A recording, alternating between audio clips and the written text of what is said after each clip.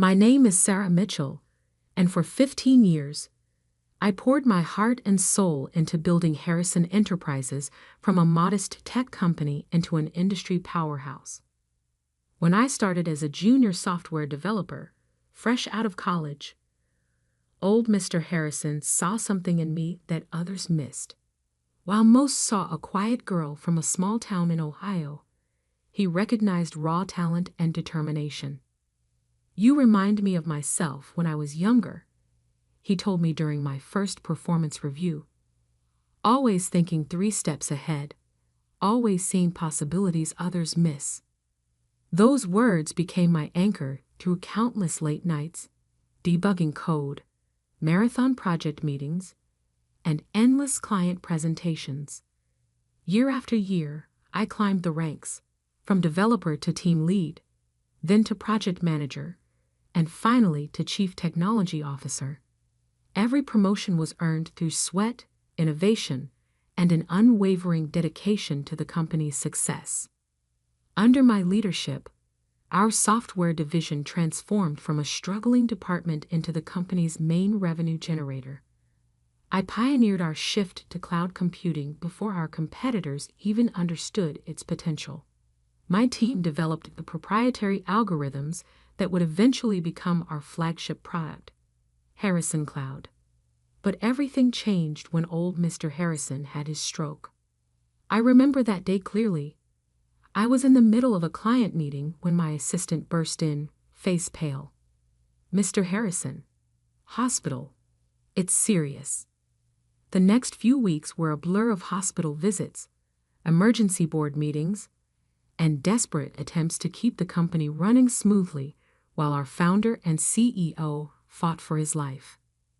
Then came Marcus Harrison, the prodigal son, rushing back from his extended finding himself tour of Europe to take the reins of his father's company.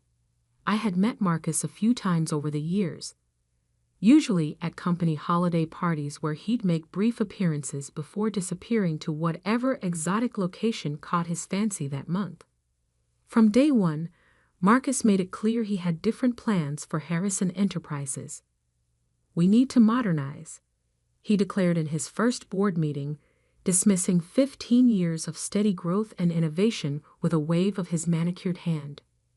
"Everything's so old-fashioned here." I tried to be diplomatic. "Perhaps we should review the company's current trajectory and success metrics before making any drastic changes," I suggested, sliding over a folder containing our latest quarterly reports. Our cloud division alone has seen 300% growth in the past 2 years. Marcus didn't even glance at the numbers. "That's exactly what I'm talking about," he scoffed. "Cloud computing? That's yesterday's news. We need to be in blockchain, NFTs, the metaverse."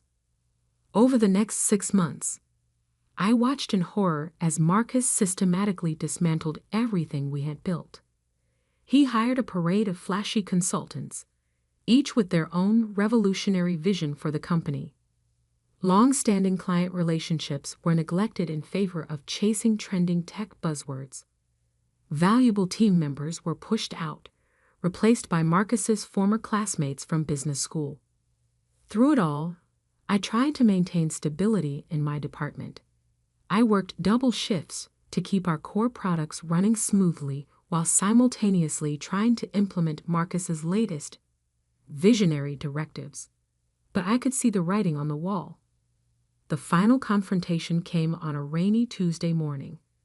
I had just finished a presentation showing how Marcus's latest initiative, a luxury NFT marketplace for digital yacht ownership, had burned through millions in development costs without generating any revenue.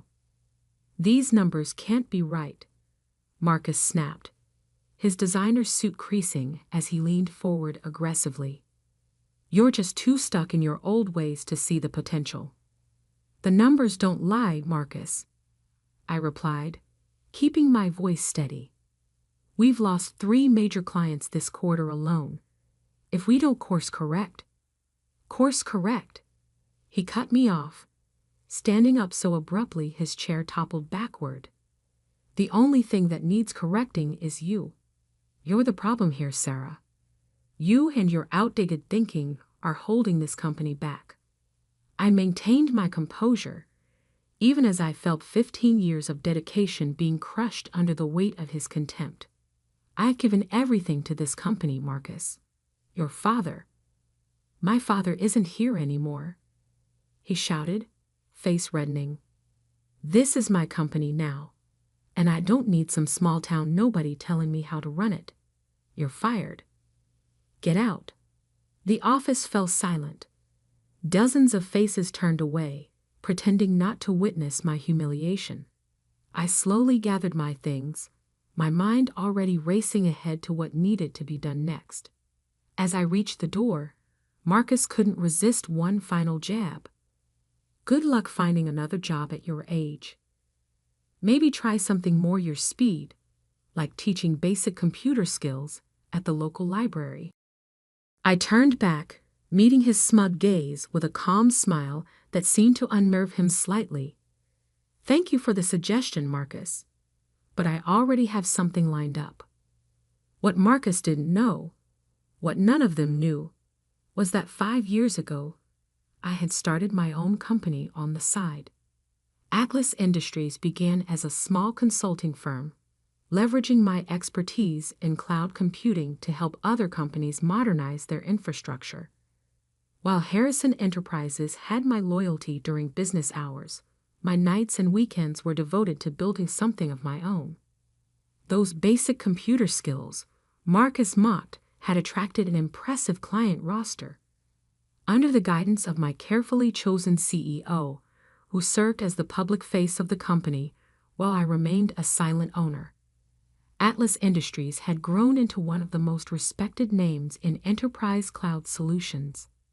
And tomorrow morning, Harrison Enterprises would be desperately pitching their services to Atlas Industries, unaware that the worthless employee they had just fired was actually the owner of the company they were trying to impress. As I drove home that evening, my phone buzzed with a message from my Atlas Industries CEO. "Everything's set for tomorrow's meeting. You sure you want to handle this personally?" I smiled, thinking of Marcus's smug face and what it would look like when he realized the truth.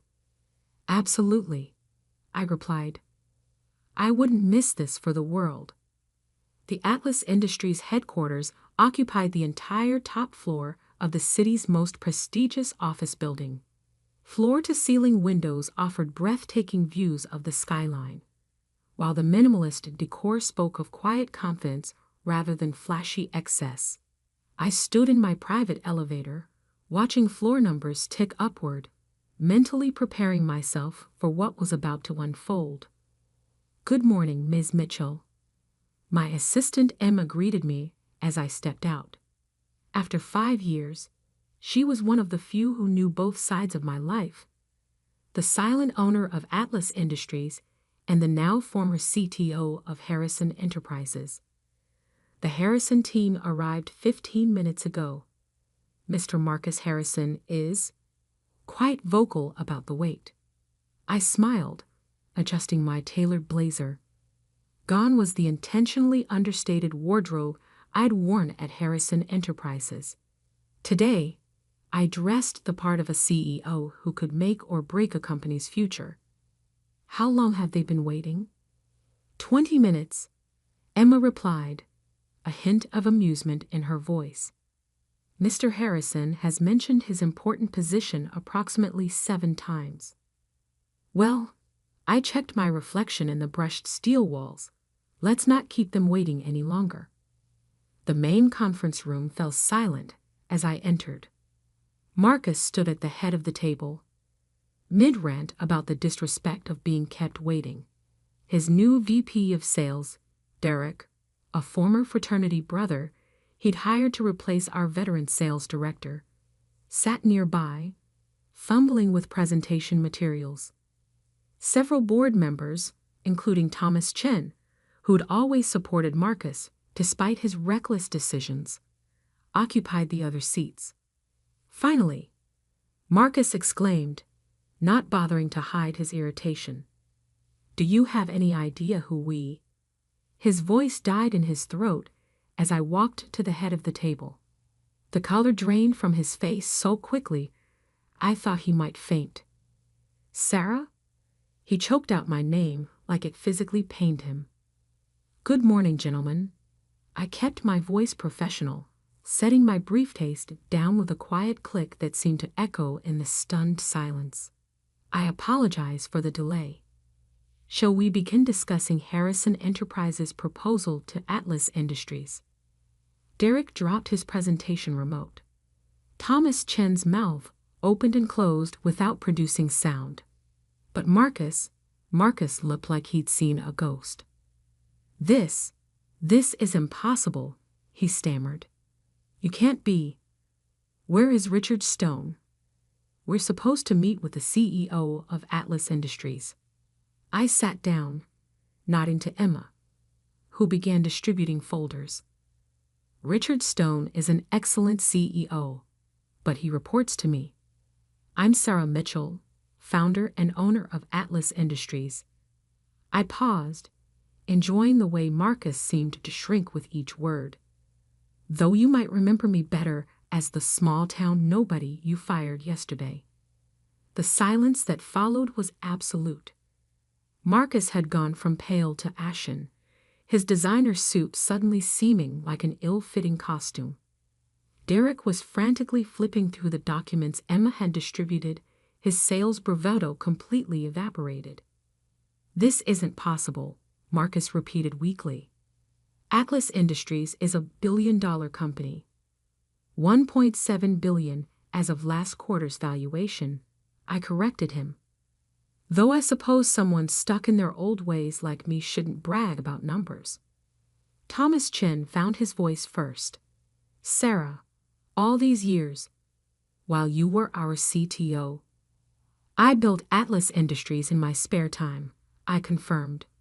Nights, weekends, vacation days, all while giving Harrison Enterprises my absolute best during working hours. Unlike some. I glanced at Marcus. I understand the value of hard work and loyalty. Marcus's face flushed red. If you own Atlas, why did you stay at Harrison Enterprises? Why work for us at all? Because your father believed in me, I said simply. He gave me a chance when no one else would. I wanted to honor that trust, help build his legacy. I stood up, walking slowly around the table. But you, Marcus, you took that legacy and treated it like a toy. You pushed out valuable employees, alienated loyal clients, and chased trending buzzwords instead of building sustainable growth. I stopped beside Marcus's chair. Yesterday, you told me to try teaching basic computer skills. Today, you're here because Harrison Enterprises is bleeding clients, burning through cash, and desperately needs Atlas Industries' help to survive. Ironic, isn't it? Marcus slumped in his chair, the full weight of his mistake finally hitting him. The client meetings you handled, the relationships you built, they're all moving to Atlas now, aren't they? I returned to my seat, opening one of the folders Emma had distributed. Not all of them.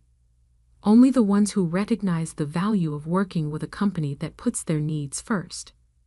By my last count, that's about 60% of Harrison's major clients.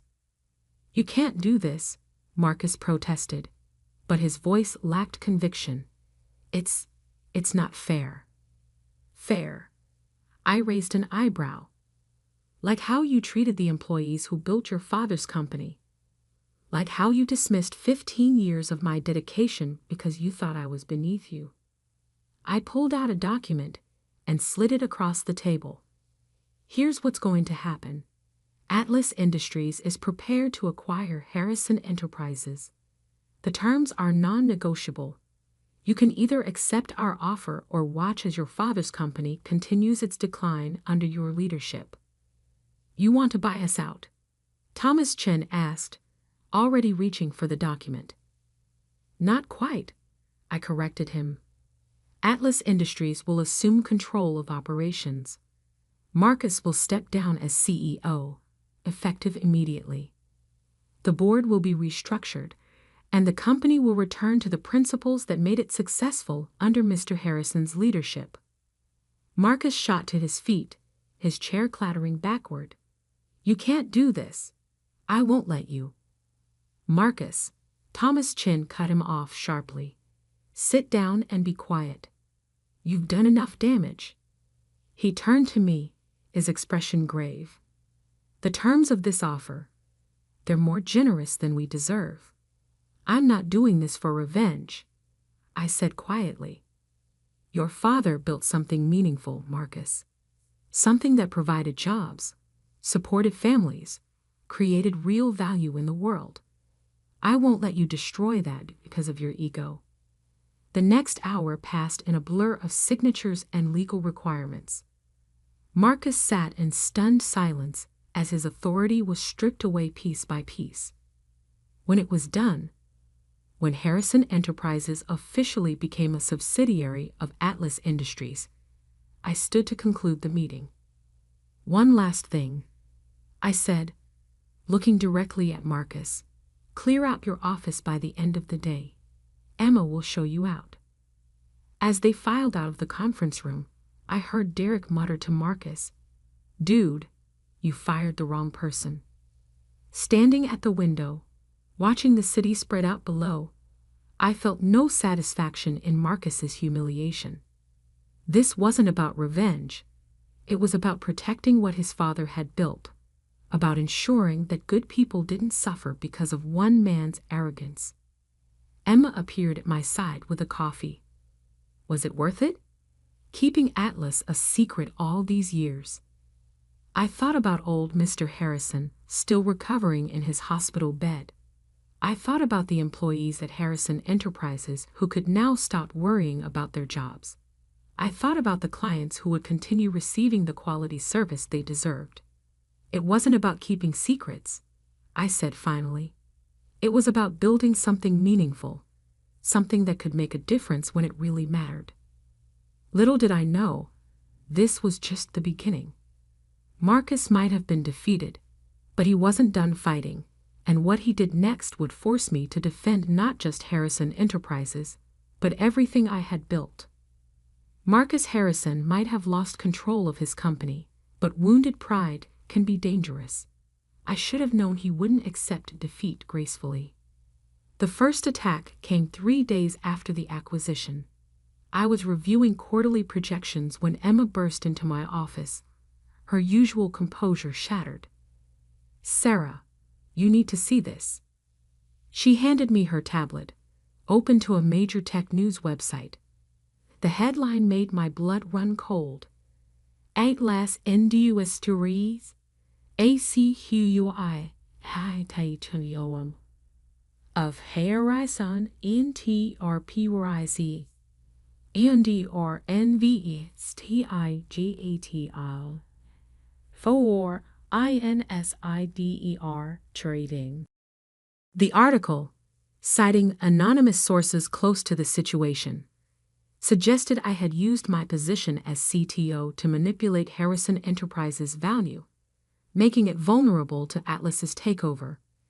It was a clever angle, one that played perfectly into Marcus's narrative of betrayal. Get our legal team on this immediately, I told Emma, already reaching for my phone, and set up a meeting with the board for. My phone buzzed with an incoming call. Thomas Chin. Sarah. His voice was tight with concern. Have you seen the article? Yes. Marcus's handiwork, I assume. He's not just throwing accusations around, Thomas warned. He's filed formal complaints with the SEC. He's claiming you deliberately sabotaged projects, drove away clients, all to devalue the company for Atlas's benefit. I laughed, but there was no humor in it. The same projects he ordered us to abandon, the same clients he alienated with his visionary pivots. You and I know that, But perception matters. The market is already reacting. He was right. By afternoon, Atlas's stock had dropped 12%. Several major clients put their contracts on hold, waiting to see how the scandal would play out. Marcus had found the perfect way to hurt me, by threatening everything I'd built. But he'd forgotten one crucial detail. I had receipts. Lots of them. I spent the next week working with our legal team, compiling evidence. Every project Marcus had killed, every client relationship he'd damaged, every reckless decision, all meticulously documented. Emails, meeting recordings, financial reports, a perfect paper trail of his mismanagement. Then came the counterattack. Ladies and gentlemen, I addressed the hastily assembled press conference, cameras flashing as I took the podium. Recent allegations have been made about the circumstances surrounding Atlas Industries' acquisition of Harrison Enterprises. Today, I'm releasing all documentation related to that acquisition, including evidence that tells the real story. One by one, I laid out the facts.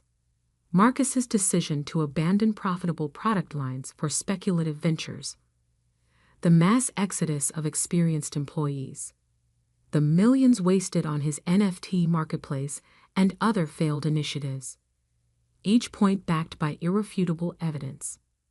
Furthermore, I continued, I'm announcing that Atlas Industries will be establishing the Harrison Innovation Fund, a $50 million investment in emerging technology companies. This fund will honor the legacy of James Harrison, focusing on the principles of sustainable growth and genuine innovation that he championed. The reaction was immediate. Atlas's stock rebounded. Clients who had wavered reached out to reaffirm their commitment. But the most significant response came from an unexpected source. 2 days after the press conference, I received a call from the hospital. Old Mr. Harrison wanted to see me. He was sitting up in bed when I arrived, looking frailer than I remembered, but with the same sharp intelligence in his eyes. A newspaper lay on his lap, open to an article about the Harrison Innovation Fund. "Sit down, Sarah," he said, gesturing to the chair beside his bed. "Tell me everything." So I did. I told him about building Atlas Industries, about trying to protect his legacy, about Marcus's attacks, and how I'd defended against them. He listened in silence, his expression unreadable. When I finished, he was quiet for a long moment. Then, "I always knew Marcus wasn't ready," he said softly. "I tried to teach him that success isn't about quick wins or flashy moves. It's about building something that lasts." He looked at me, a hint of his old smile returning. "You understood that, didn't you?"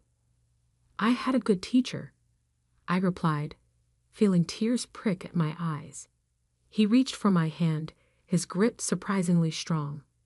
"The Innovation Fund, using my name for that. Thank you. It's your legacy," I said simply. "It should help build more success stories." The next morning, Marcus made his final move. He called a press conference of his own, clearly planning another attack. But before he could speak, his father was wheeled onto the stage. James Harrison took the microphone, his voice weak but clear. "I've watched recent events with great interest. My son claims his company was stolen from him. He's wrong.